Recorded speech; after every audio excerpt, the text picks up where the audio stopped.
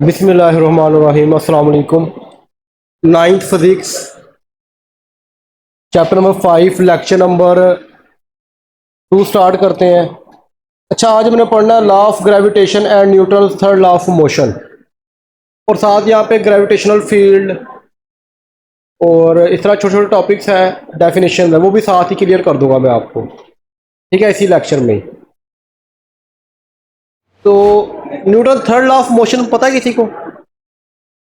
Newton third law of motion,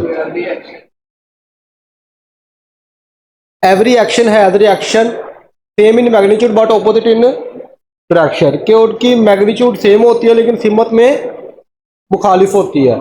अगर आप किसी को एक थप्पड़ मारोगे तो वो भी आपको एक ही मारना चाहिए, ऐसे ही है ना? अगर कोई आपको एक थप्पड़ मारे तो आप कितने मारोगे? कोई भी नहीं। शरीफ है ना, मेरी तरह शरीफ हो, पलवान तो उत्ते बह जाना बेचारे हुए। तो एवरी एक्शन है रिएक्शन, हर अमल का रद्द अमल होता है। तो यहाँ पे अच्छा, ये वही बात कह रहा है, force of the same magnitude F but in opposite direction.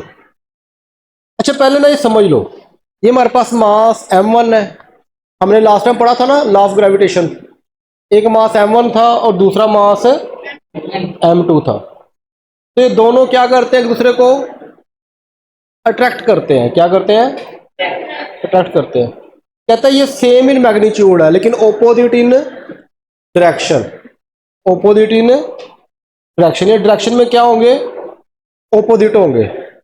तो अगर इसको मैं एफ कहूंगा, अच्छा देखो, अगर मैं ये m1 की फोर्स, ये तो आपको पता है कि दो जिसम एक दूसरे को अट्रैक्ट करते हैं, दो बॉडी एक दूसरे को, कहता है कि अगर ये m1 इसके ऊपर फोर्स लगा रहा है F, अगर ये 5 न्यूटन लगा रहा है तो ये जो आपका पर्पल कलर का है ये भी येलो के ऊपर m2 जो है m1 के ऊपर भी फोर्स लगा रहा है, कोई 5 न्यूटन ही होगी लेकिन डायरेक्शन क्या होगी? ओपोजिट। डायरेक्शन क्या होगी? Opposite direction. तो इसलिए इसको मैंने नेगेटिव से ज़ाहिर किया है, m1 को मैंने f से ज़ाहिर किया और m2 की फोर्स को माइनस f से ज़ाहिर किया है। Same in magnitude but opposite in direction. Magnitude यानी मिकदार में इक्वल होंगे लेकिन डायरेक्शन में ओपोजिट होंगे। क्लियर होगी बात यहां तक? तो सेम इन, अब यही बात कह रहा कहते हैं अगर m1 हर एक्शन का रिएक्शन होता है। अब ये m1 किस क्या कर रहा है? फोर्स लगा रहा है किसके ऊपर? m2 के ऊपर। तो ये m1 क्या कर रहा है? एक्शन कर रहा है। क्या कर रहा है? अगर अगर लेट करो एक दोस्त आपको थप्पड़ मारता है तो वो क्या कर रहा है आपके ऊपर? एक्शन। तो आप क्या करोगे? तो रिएक्शन में क्या करोगे? आप भी उस, अच्छा, तो m1 क्या कर रहा है? m2 के ऊपर एक्शन कर रहा है और m2 भी m1 के ऊपर क्या कर रहा है? रिएक्शन कर रहा है। हर एक्शन का रिएक्शन होता है, same in magnitude but opposite इन। तो इसका मतलब ये लॉ ऑफ ग्रेविटेशन असल में Newton third law of motion है। लॉ, ये बोर्ड में सवाल आता है कि लॉ ऑफ ग्रेविटेशन और Newton third law of motion में क्या रिलेशन है, क्योंकि दोनों सेम बात ही कर रहे हैं। वो कहते हैं कि अगर m1 m2 के ऊपर एक्शन कर रहा है तो m2 m1 के ऊपर रिएक्शन कर रहा है, same in magnitude but opposite in direction. ठीक है, यही बातें यहां पे लिखी हुई हैं। अच्छा, नेक्स्ट देखो जरा। अब ये तो मैंने बताया हुआ है कि सेंटर से फासला है, ये तो चलो पहली बात थी, इसको मुझे डिस्कस नहीं करते। The action and reaction due to the force of gravity are equal in magnitude but opposite in direction. ये वो बातें जो आपने याद करनी है। तो Newton third law of motion है तो वो भी सेम यही है। ठीक है, तो ये आपने जब शॉर्ट क्वेश्चन आ जाए तो आपने ये बातें उसके अंदर लाजमी लिखनी है थ्योरी की। बाकी मैंने सारा इसकी कॉन्सेप्ट आपको समझा दिया है कि लॉ ऑफ ग्रेविटेशन असल में न्यूटन का थर्ड लॉ ऑफ मोशन ही है। अच्छा, ये सवाल जो है ना बोर्ड में आता है, do you attract the earth or the earth attract you? क्या आप जमीन को कशिश करते हो? तो क्या जमीन भी आपको खींचती है? लाजमी बात है खींचती है। तो कौन ज्यादा ताकत से खींचता है, जमीन के आप? जमीन क्यों ज़्यादा ताकत से खींचती है? उसका मास, और हमने पढ़ा था कि मास डायरेक्टली प्रोपोर्शनल है किसके? फोर्स के। जिसका मास ज़्यादा होगा उसकी फोर्स ऑफ अट्रैक्शन भी ज़्यादा होगी। आगे बात समझ यहाँ तक? तो ये बोर्ड में अक्सर सवाल आता है, तो मैंने इसका आंसर भी यहाँ पे लिख दिया। ठीक है, इसको भी आप देख सकते हो। दो सवाल बनते हैं इसके अंदर से। अच्छा, नेक्स्ट आ गया फील्ड फोर्स या नॉन कॉन्टैक्ट फोर्स। नॉन, अच्छा इसके अंदर पहले आपको थोड़ी थ्योरी देख लो, उसके बाद फिर मैं आपको बाकी सारी बातें समझाता हूँ। पहले आपको शक्ल दिखा दूँ फिर ये थ्योरी समझाऊंगा। अच्छा ये देखो, ये आपकी ज़मीन है, ये आपकी, इस ज़मीन के ऊपर मैंने क्या रखा है? कोई मास रखा हुआ है। अब ज़मीन का मास कितना है? M E, mass of earth. क्योंकि मास ज़्यादा होता है ज़मीन का, इसको बड़े एम से ज़ाहिर किया मैंने। ई का मतलब अर्थ, और ये जो है बॉडी उसके ऊपर पड़ी हुई है, इसको मैंने सिंपल एम कह दिया, स्मॉल एम। थोड़ा मास ऑफ है होता है। तो अभी उसके साथ टच कर रही है, उसकी ज़मीन की सरफेस के साथ टच कर रही है। तो अब इसका जो सेंटर है, सेंटर से फासला क्या होगा? रेडियस होगा। सेंटर से फासला क्या होगा? रेडियस होगा। आर जिसे बोलते हैं, कैपिटल आर भी बोल सकते हो, स्मॉल भी बोल सकते हो। जो बुक पे लिखा हुआ है स्मॉल आर लिखा हुआ है। तो ये हमारा फार्मूला क्या बनेगा? एफ इज इक्वल टू जी। अच्छा ये फोर्स किसके इक्वल होगी? ये मैं फार्मूला पता है, F is equal to G M1 M2 over R square. M1 क्या है यहाँ पे? लेट लो मास ऑफ अर्थ, और M2 क्या है? सिंपल उसके ऊपर रखा हुआ मास, और R क्या हो गया? उन दोनों के दरमियान डिस्टेंस हो गया। क्लियर होगी बात यहाँ तक? अब यहाँ पे वो बात ये कहना चाह रहा है कि ज़मीन जो है ना, उस जिस्म को अपनी जानिब, अगर आप गेंद को, पहले तो ज़मीन के साथ वो कांटेक्ट कर रहा है।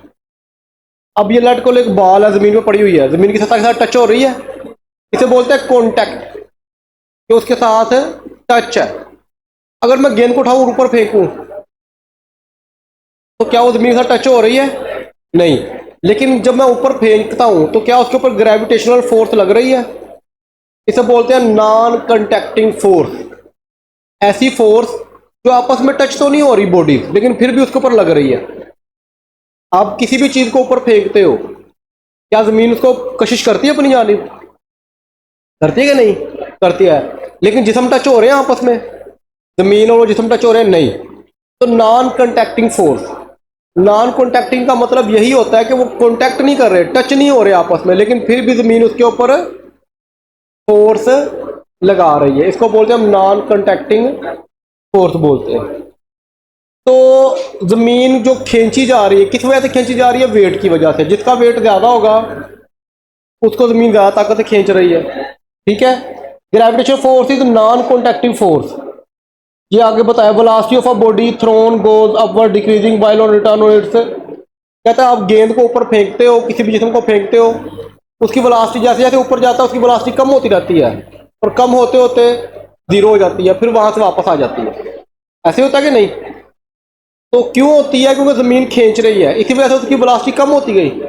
अगर जमीन को ना खींचती तो क्या होना था? उसने आगे चलते जाना था।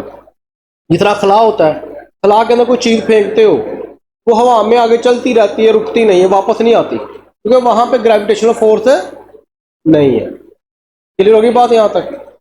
अच्छा जी,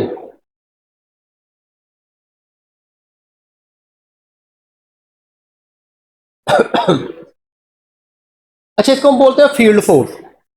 फील्ड फोर्स मैं थोड़ा आगे आके समझाऊंगा भी आपको। फील्ड फोर्स का मतलब होता है, फील्ड का मतलब क्या होता है? जिस तरह होता है ना, क्रिकेट खेलते हो आप लोग, तो वहां पे क्या होता है? फील्डिंग खड़ी करते हैं। फील्डिंग एक बाउंड्री होती है, उस बाउंड्री के अंदर जितना भी एरिया होता है फील्ड होता है। तो कोई भी चीज उसके अंदर होगी वो अंडर प्लेइंग, वो खेलने के खेल में शामिल होगी। जो उससे बाहर होगी वो उसके अंडर शामिल है। तो उसकी फील्ड फोर्स का मतलब है कि उतने एरिया के अंदर कोई चीज आएगी तो उसको खींच लेगा, जब उस एरिया से बाहर होगी तो उसको खींच नहीं सकता। तो इसको हम बोलते हैं फील्ड फोर्स। क्या बोलते हैं? तो बोर्ड में डेफिनेशन आ जाए तो जो फील्ड फोर्स में आप ये आखिर वाले दो पैरे लाजमी लिखने हैं, डिक्रीजिंग वाला भी और ये भी। नीचे वाला भी, ठीक है। तो ये आपने लाजमी लिखने हैं। अच्छा, बोर्ड में जो सवाल आता है वो इस तरह आता है, how can you say that gravitational force is the field force, ठीक है। तो ये एक्सरसाइज से मैंने उठाए हुए 5.4 है, तो आखिर में दो पैरे आपने लिख लेने। अच्छा, नेक्स्ट आ जाओ आप। अच्छा, ग्रेविटेशनल फील्ड स्ट्रेंथ। स्ट्रेंथ का मतलब ताकत, कितनी ताकत से किसी चीज को खींच रहा है, कितनी ताकत से किसी चीज को खींच रहा है। चलो, ये अर्थ है, ठीक है। ये अर्थ का रीजन है या ये उसकी फील्ड फोर्स है। जो भी चीज इस येलो वाले एरिया के अंदर आएगी वो उसको कशिश कर लेगी। अगर कोई चीज के अंदर नहीं आएगी तो क्या उसको खींच सकती है? नहीं। तो फील्ड फोर्स का मतलब ही होता है कि जो इसके अंदर आएगा, इस फील्ड के अंदर आएगा, वो उसको अट्रैक्ट कर लेगा। जो इसके फील्ड के अंदर नहीं आएगा वो उसको अट्रैक्ट नहीं।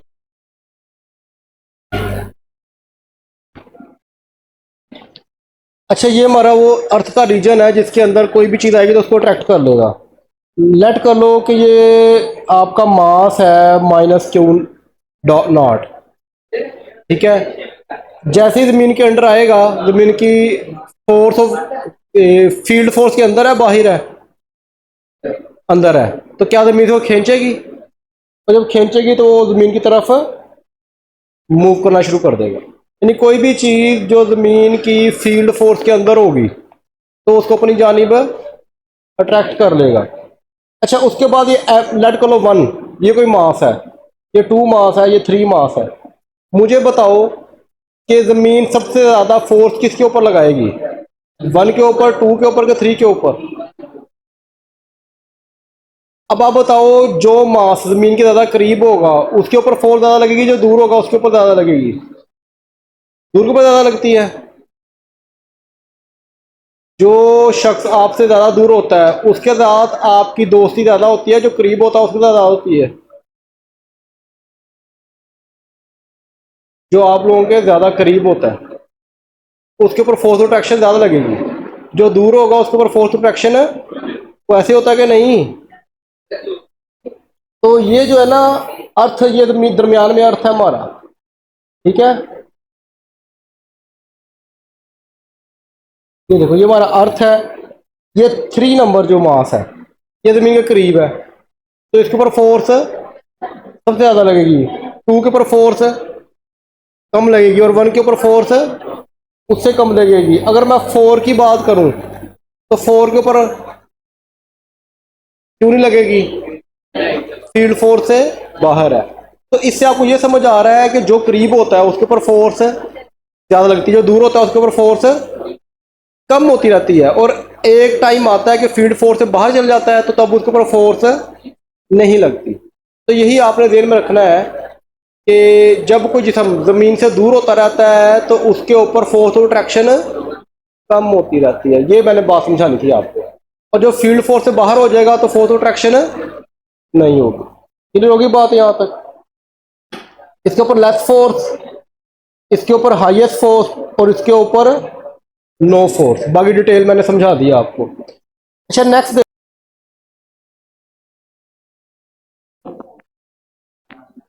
अच्छा, gravitational field strength. Gravitational field strength का मतलब था कि आप 1 किलोग्राम मास के ऊपर कितनी ताकत लगाते हो। 1 किलोग्राम मास के ऊपर। अब हर बॉडी का दूसरी बॉडी के ऊपर जो फोर्स स्ट्रेंथ है वो सेम नहीं है। जिस तरह मैं कहता हूँ ये दीवार है, ये दीवार जो है क्या होगा कि हर शख्स को एक ताकत से नहीं खींच रही। दीवार है ये चेयर को भी खींच रही है, आप लोगों को भी खींच रही है। तो क्या जितनी ताकत से चेयर को खींच रही है उतनी ताकत से आपको खींच रही है? डिफरेंट होगी। अब देखो, चेयर जो है, चेयर और आप के दरमियान भी फोर्स अट्रैक्शन, क्या वो दोनों सेम है? नहीं, क्योंकि ये फोर्स डिपेंड करती है किसके ऊपर? मास के ऊपर, दोनों के मासेस। तो लिहाजा अगर मास बहुत ज्यादा होगा तो फोर्स अट्रैक्शन ज्यादा होगी, मास कम होगा तो फोर्स अट्रैक्शन कम होगी। तो इसको बोलते हैं ग्रेविटेशनल फील्ड स्ट्रेंथ। अगर ग्रेविटेशन की बात करेंगे, जमीन की बात हो गई, जमीन फील्ड, उसका जो फील्ड मैंने बता दिया है, एरिया जहां पे किसी चीज को अपनी तरफ खींचता है। स्ट्रेंथ कितनी ताकत से, यानी कि वो यहाँ पे ये कहता है कि वो ज़मीन जो है किसी मास को कितनी ताकत से खींचती है। अब मास डिफरेंट होते हैं, तो लिहाजा इसको स्टैंडर्ड बनाने के लिए उसने कहा कि 1 किलोग्राम मास को, वो आगे जाके बात समझा देगा थोड़ी सी, ठीक है। तो ये आप देख भी रहे हो। उसके बाद ये भी एक बात आती है दरमियान में कि जो ज़मीन है, नीचे वाली फिगर देखो, नीचे वाली ये ज़मीन है, हर तरफ से ऑल डायरेक्शन से हर चीज़ को अपनी जानब खींच रही है। ये नहीं कि सिर्फ ऊपर से या साइडों से खींचती है, बल्कि ज़मीन क्या करती है कि हर जिस्म को हर डायरेक्शन से अपने सेंटर की तरफ अट्रैक्ट कर रही है। यानी ज़मीन चारों तरफ से जो है गोल है, हर तरफ से क्या हो रही है, हर चीज़ को अपनी जानिब अट्रैक्ट कर रही है। तो पहली बात तो ये कर रहा है कि जो आपकी ग्रेविटेशनल फील्ड है वो क्या होती है, exist all around the earth, ज़मीन के चारों तरफ मौजूद है। और ये क्या होती है, सेंटर ऑफ द अर्थ। ये आपको पता है कि ग्रेविटी क्या किस जानिब होती है, उसकी डायरेक्शन सेंटर ऑफ अर्थ की जानिब होती है। दूसरे पॉइंट में, अच्छा मैंने आपको बता दिया है, पीछे समझा दिया है कि जैसे जैसे हम दूर जाते जाएंगे तो हमारी जो होगी फोर्स ऑफ अट्रैक्शन कम होती जाएगी, जो फील्ड, क्योंकि जितना जिस्म दूर होगा उसके ऊपर फोर्स उतनी ही कम होगी, और जो जिस्म ज़्यादा करीब है उसके ऊपर फोर्स ज़्यादा लगेगी। ये मैंने ऑलरेडी बता दिया आपको। अच्छा, आगे बोर्ड में सवाल आता है, what is gravitational field strength. तो ग्रेविटेशनल फील्ड स्ट्रेंथ, फोर्स लगाना किसके ऊपर, मास के ऊपर। तो ये नीचे जो फार्मूला मैंने लिखा हुआ ना, gravitational field strength of the earth, ये जो है ना आपका force per unit mass, force per unit mass हमारा क्या है, ये देखो फोर्स पर यूनिट मास, यानी कि आपने फोर्स लगानी है 1 यूनिट मास के ऊपर, आपने फोर्स लगानी है किसके ऊपर।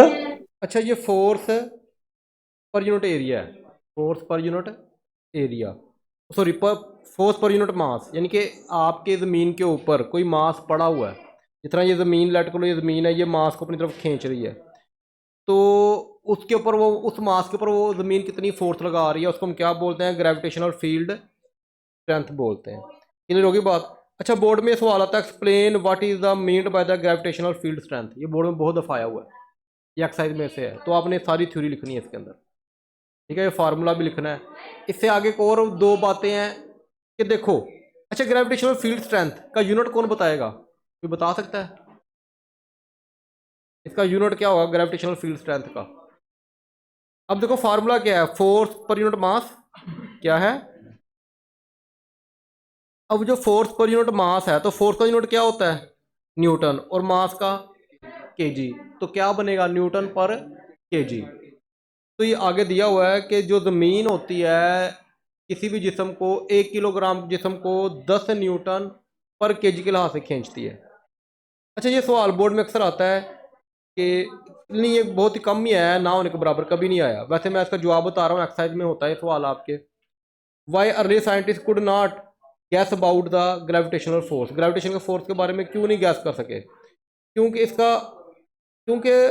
जो था ना ग्रेविटी का कॉन्सेप्ट, वो दिया किसने था, न्यूटन ने, इसाक न्यूटन ने 1665।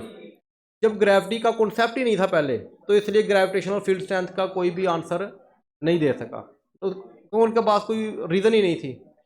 तो ग्रेविटी का जो सबसे पहले कॉन्सेप्ट था वो न्यूटन ने दिया था, उसके बाद फिर ये थ्योरी आई थी। ये इसका आंसर है, ये जो ऊपर क्वेश्चन लिखा हुआ है।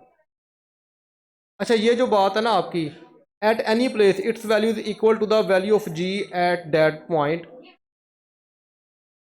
और वो क्या होती है, ज़मीन के बिल्कुल करीब, जब कोई जिस्म ज़मीन के ऊपर पड़ा हो, उस वक्त ज़मीन जो उस जिस्म को अपनी जानब खींच रही होती है, वो कितनी ताकत से खींच रही है, 10 न्यूटन पर केजी, यानी 1 किलोग्राम का जिस्म होगा उसको 10 न्यूटन की ताकत से खींच रही है। जैसे दूर होते जाएंगे तो क्या होता जाएगा, ये ग्रेविटेशनल फील्ड स्ट्रेंथ कम होती जाएगी। क्लियर होगी बात यहाँ तक। तो ये बेटा इसको अच्छी तरह देख लेना, कोई बात रह गई तो पूछ लेना आप, ठीक है। यहाँ तक।